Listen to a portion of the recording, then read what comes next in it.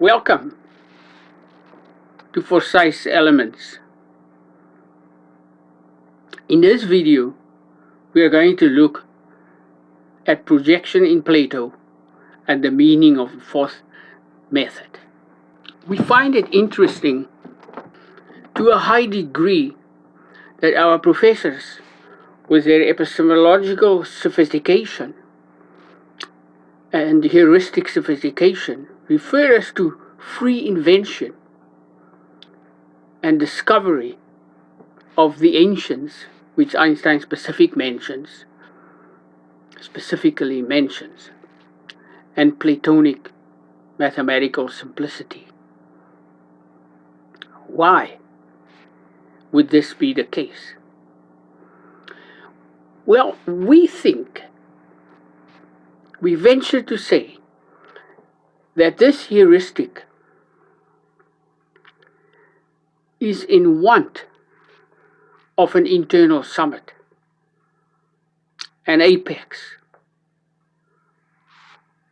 May we say this: the human intellect, spirit, or soul, or the self, looking, that is, the perceiving, observing, cognizing world perspective, is the psychological fulcrum, the relation in between that we ended with in our third video. The fourth method of discovery introduces to us an internally and an externally projective paradigm. That projection itself is the intellectual, perceiving, forming spine of late Platonic works, is perhaps not very obvious today. And it was a big surprise to me. We may begin by broadening our understanding in this way. In the highest interior psychological orders of projection, there are three principalities or unities. These unities are exhibited, clothed, projected from the first, the most simple, immense principle of principles. The three principalities are the unproceeding, the proceeding, and the externally progressing. The unproceeding, the ever-abiding, the proceeding, and the externally progressing, separation. But what does it now mean exactly? According to the 6 books of Proclus on the theology of Plato, there are 3 orders in the whole extent of being in Plato. These are the intelligible order, the dianoetic order, and the sensible order.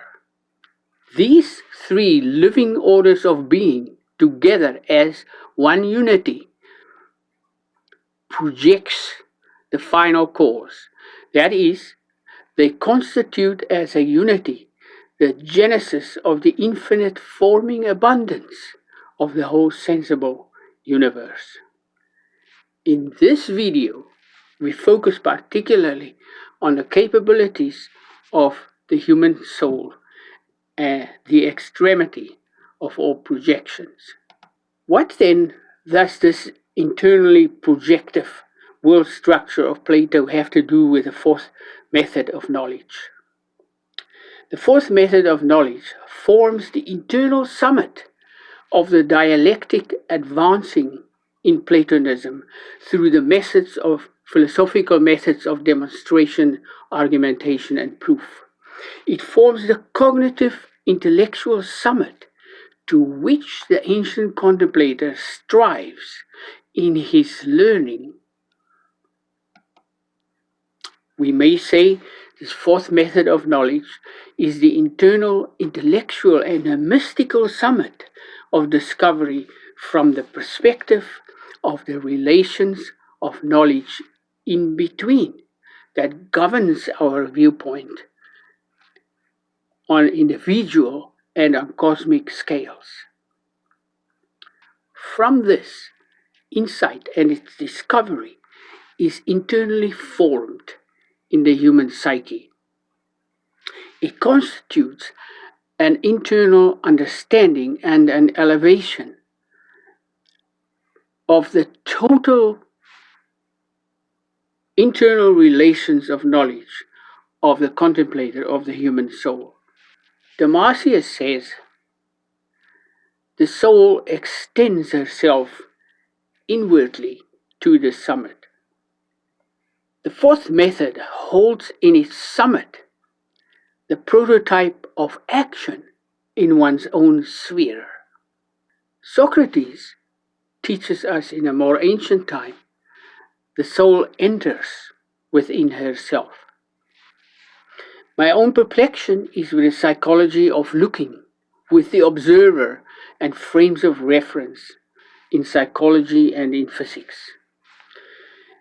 I wandered through the many different subjects and the kinds of psychology to try and understand what it is exactly that physicists mean with observer-based frames of reference. There's conflicts about this expression or the use of this term, observer-based frames of reference. In special relativity, this is held as, I want to say, the mathematical formalism. And it is different from the frame of reference in classical physics of Galileo, for example, the ordinary principle of relativity.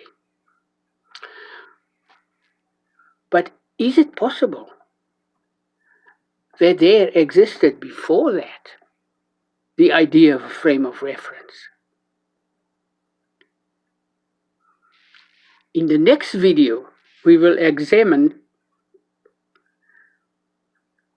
the four methods of the dialectic of Plato.